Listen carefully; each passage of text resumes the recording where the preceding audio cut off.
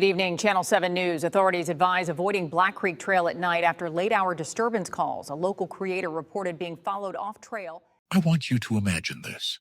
You are alone in the woods after midnight. No houses, no traffic, no lights, just your headlamp, your breath, and a trail you think you know. Then the forest goes quiet, not peaceful quiet, the kind of quiet that feels intentional, and from the trees in a calm voice, like someone standing 2 feet away, you hear one word, your name, not shouted, not whispered, spoken like a fact. And the worst part is this. You realize you never told anyone you were here. You never said your name out loud, and you never posted your location. So the question becomes simple. How did it know? This is the faint whisper. And this is, I hiked Black Creek Trail at midnight and heard the unthinkable. Welcome back to The Faint Whisper. Tonight's episode is a deep dive, told in a true feeling, first-person style. Names and certain details have been changed for entertainment. There is no gore in this story. No blood, no injuries, but it is the kind of horror that makes you feel watched in places that should be empty. If you enjoy realistic, cinematic horror that builds slowly and ends with a hard twist, you're in the right place.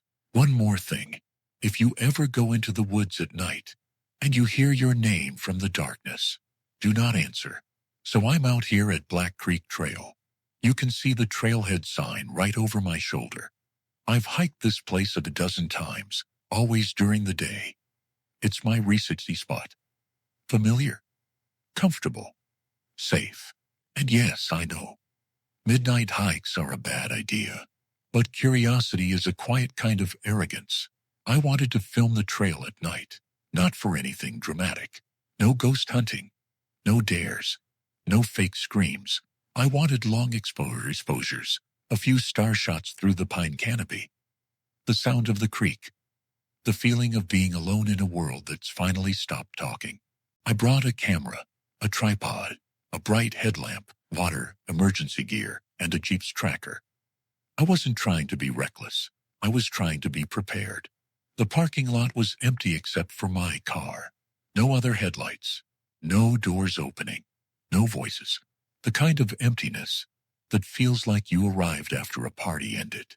I turned on my headlamp, and the beam cut through the dark like a small moving circle of certainty. The air was colder than town, crisp and clean. It smelled like damp earth and vine sap. That scent always feels like peace to me. I started walking, and for the first half-mile, everything felt exactly how I imagined. The headlamp created a bubble of safety. Spider webs shimmered for a second as my light caught them. The bark on old oaks looked rough and ancient. Moss glowed a muted green, and the sound was perfect. Crickets, a distant owl, a light rustle somewhere off trail, and the steady crunch of my boots. Crunch, crunch, crunch. It's funny how the woods can make you hyper-aware of your own noise. Your breathing, the swish of your jacket, the small clicks of gear. It makes you feel like you're the loudest thing alive. I kept the creek to my left. Black Creek is like a handrail on this trail. You can't always see it, but you can usually hear it. A low, constant movement that keeps you oriented. The plan was simple. 2 miles in, there's a clearing near a bend, perfect for long exposures. Then I'd turn around and head back. I checked my GPS. It was tracking normally. I even set it into my camera, casual, relaxed. 20 past midnight. I'm about a mile in. This is actually amazing, and I meant it. Because the solitude felt complete. No cars, no people, no distant music from someone's backyard. Trees pressed in on both sides. The canopy above thickened until the sky disappeared. It felt like walking through a long tunnel, with only my headlamp for light. And that's when the first thing happened. Crack. It was sharp, loud, close enough that my whole body flinched. Not a twig under my boot. A thick branch snapped. The sound came from my right, maybe 20 yards into the woods. I froze, and the second I stopped moving, the forest did something I wasn't prepared for. It went quiet, not slowly, not gradually, instantly. No crickets, no owl, no creek, just nothing. Like someone hit mute on the world. I held my breath and turned my headlamp toward the sound. The beam lit up brush, saplings, ferns, fallen log. Nothing moved. No eyes reflected back. No animal bolted away. Just trees. I tried to force my voice into a calm shape. Probably a deer, I said. Mostly for the camera. Mostly for myself. But even as I said it, I didn't believe it. Because a deer doesn't silence the whole forest. I stood there listening for any normal proof. A bounding retreat. A rustle fading into distance. Nothing. Only my heartbeat. And that's when the feeling changed. The solitude stopped being comforting and became watchful. I started walking again. But my pace was different now.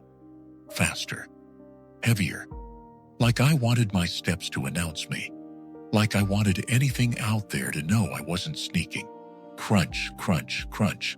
My headlamp jumped at shadows, at stumps shaped like crouched bodies, at branches that seemed to lean a little too close. I was about 100 yards from the clearing when I heard it, a soft rustle in the leaves. To my right, paralleling me. Shh, shh, shh. I stopped. The rustling stopped. I stared into the darkness to my right, and the cold hit me in a new way, not on my skin, but in my stomach, because whatever it was listening to me. It was matching me. I took 5 deliberate steps. Crunch, crunch, crunch, crunch, crunch.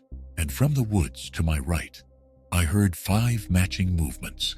Shh, shh, shh, shh, shh. Same count, same timing, different weight. I stood still, and the world stayed still with me. I whispered, "Okay," and the word sounded like an apology. I tried to do the normal thing, the brave thing. "Hey," I called louder. "Who's out there?" My voice disappeared into the trees like it never existed. No reply, no echo, just the same thick silence. I checked my GPS again. Less than 1/10 of a mile to the clearing. So close. And here's the mistake people make in horror stories. The stubborn part of you says, just get to the open spot. You'll see better. You'll feel safer. So I moved forward, and the rustling followed again, perfectly in step. Shh, shh, shh. And then another sound joined it, a low hum, so deep I felt it more than heard it. Like a distant transformer, like a vibration under the air. It didn't belong in the woods, and the moment the hum started, my headlamp flickered once, just once, but it was enough to make my chest tighten. I stopped, and everything stopped. No rustling, no humming. The silence returned, heavier than before, and I realized something that made my skin crawl. The silence wasn't the absence of sound. It felt like something was holding the sound back, like the forest was waiting for permission to breathe again. That's when I decided to leave, truly leave. Not finish the shot, not just reach the clearing. Leave. I turned to go back, and I heard the whistling shift, not beside me anymore, in front of me, on the trail behind me, blocking the way back. Then I heard it behind me too, and then to my left, a slow circle of sound, like I was the center of something patient. I wasn't alone, and I wasn't being followed by one thing. I was being kept in place. Panic does something strange. It makes your brain picks a direction and call it the only option. I couldn't go back. I couldn't stand still, so I went forward, toward the clearing. I moved fast, not running, but close. My breathing got loud. My headlamp bounced. Trees blurred into a wall of black and green. The rustling kept pace, and underneath it, the hum returned, stronger now, like it was inside my chest. Then the trees opened. I stepped into the clearing, and the moonlight hit the ground in a pale wash. It was brighter here, but it didn't feel safer. It felt like a stage, a perfect circle of open space, surrounded by a tight wall of trees. I stood in the center, turning slowly, sweeping my headlamp around the perimeter. The beam hit trunks and branches, but never reached deep enough to show what was behind the first line of leaves. And then it all stopped. No rustling, no hum, just stillness. I could hear my own breath too clearly. I waited. 1 second, 5 seconds, 10. I didn't move because I didn't want to trigger anything. Then from directly in front of me, from the darkest part of the tree line, a voice spoke. Calm, clear, close. Alex, my name. My stomach dropped so hard it felt like falling. I didn't answer. I didn't even blink. I just stared into the dark. My mind tried to grab logic like a railing. Maybe someone from town. Maybe a prank. Maybe someone followed me.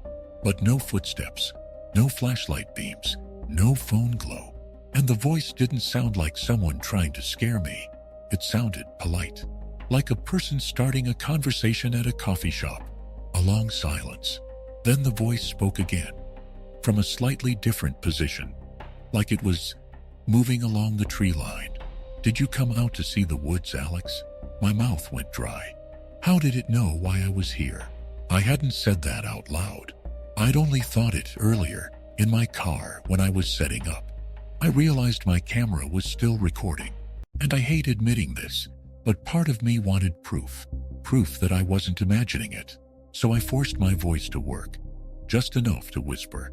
Who are you? The silence that followed felt like something leaning in. Then the voice replied, someone listening. My headlamp flickered again. One blink. And for that split second, in the darkness, I thought I saw a shape. Not a body, not a face. Just a taller darkness is inside the dark. A negative space. When the light stabilized, it was gone. I swallowed and said, I'm leaving. The voice answered immediately. Why? That word chilled me more than my name. Because it sounded genuinely curious. Like I was breaking a rule it expected me to follow. I backed toward the trail exit. Slow. Keeping my beam on the tree line. My GPS buzzed on my wrist. I looked down. The screen showed something that made no sense. Distance to car, 0.0 miles. But I could see the clearing. I could see the wall of trees. I was clearly not at the trailhead. I lifted my wrist again. The number changed. Distance to car, 0.0 miles. Then it changed again. Distance to car, 0.0 miles. Like the Jeeps had forgotten the concept of away. The voice spoke again. Closer now, but still from the trees. Don't turn around. I froze. My body went cold. Because I hadn't turned around. I was facing the tree line. So who was that warning for? Me? Or something behind me? My breath stopped. I didn't want to move. I didn't want to look. And then I heard it. A second set of footsteps. Not in the leaves. On the trail. Behind me. Slow, heavy, deliberate. Left, right, left, right. I kept my headlamp forward, forcing myself not to spin. The voice from the tree spoke softly, almost gently. Keep looking at me. That was when I understood. It wasn't just trying to scare me. It was directing me, positioning me, like a handler, guiding an animal. I couldn't do this. I couldn't stand in the center of this clearing, while something walked up behind me. So I ran. Not off the trail this time. Straight down the path toward the way I came in. I didn't care if something blocked it. I needed distance. I needed movement. The moment I ran, the world came back to life. Crickets exploded into sound. The creek returned. Wind brushed the canopy. And I almost cried with relief, because it felt like reality switched on again. But the relief lasted 1 second, because now I could hear everything. Footsteps behind me. More than one. Not sprinting. Walking. Keeping pace the way wolves do when they know you'll tire first. And somewhere underneath it all, the hum returned. Steady and low. Like the forest itself had an engine. I didn't look back. I didn't stop. I just ran until the tunnel of trees began to thin. Until the path widened. Until I recognized the wooden bridge. The little bridge over the dry creek bed. I crossed it so my boots slapped the boards. And then I saw it. The orange glow of the parking lot lamp through the trees. My car. My way out. I burst out of the tree line and into the lot. And I didn't slow down until I was at my driver door. I yanked it open, got inside, locked the doors, and started the engine with shaking hands. The headlights flared on, washing the trailhead sign in white light. And that's when I noticed something that made my throat tighten. The trailhead sign did not say Black Creek Trail. It said in clean painted letters, Black Creek Line. I stared at it. Then I blinked hard and leaned forward. My brain tried to correct it, but the letters didn't change. Black Creek Line. I whispered, "That's not right." The radio clicked on by itself. Just static.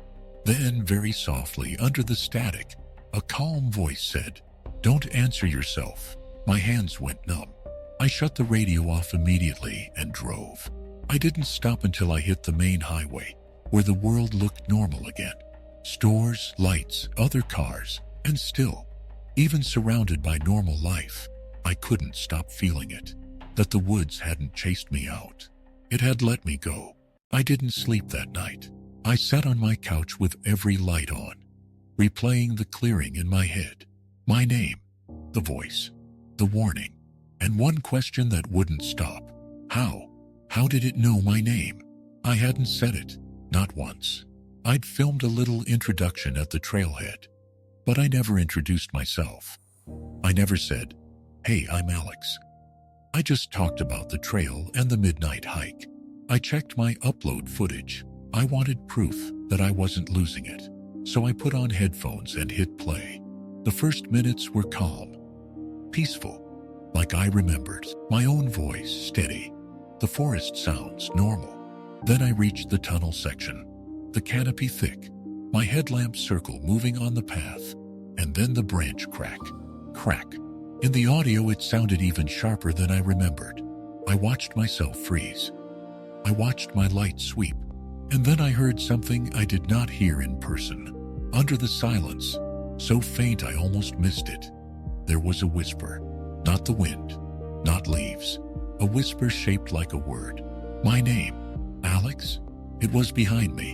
In the recording, the sound was clearly coming from behind the camera, which made no sense, because the camera was on my chest mount. Behind the camera was my body. My living room felt colder. I rewound it, played it again.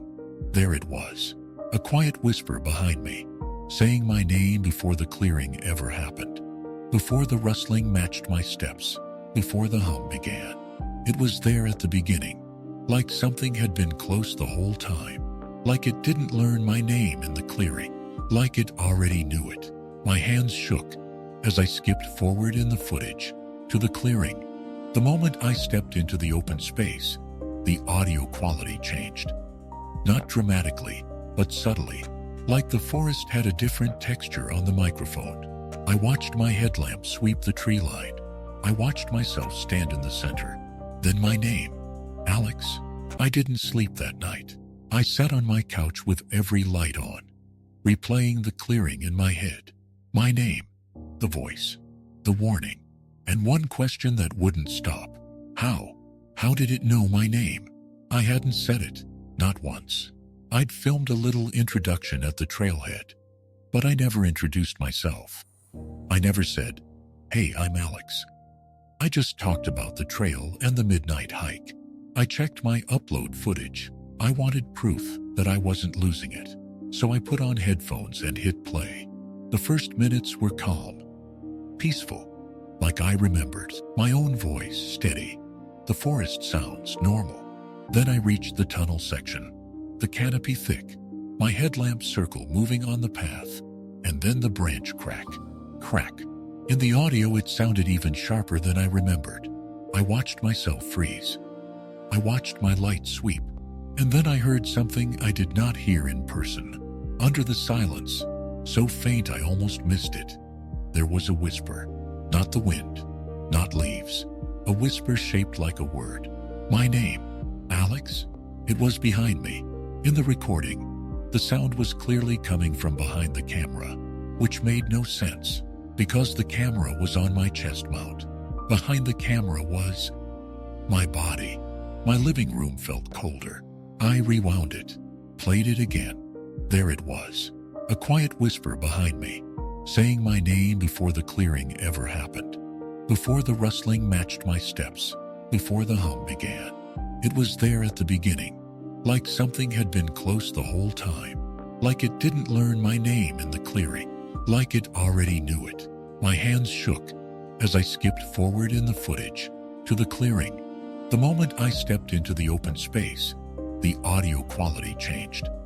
Not dramatically, but subtly, like the forest had a different texture on the microphone. I watched my headlamp sweep the tree line. I watched myself stand in the center. Then my name, Alex.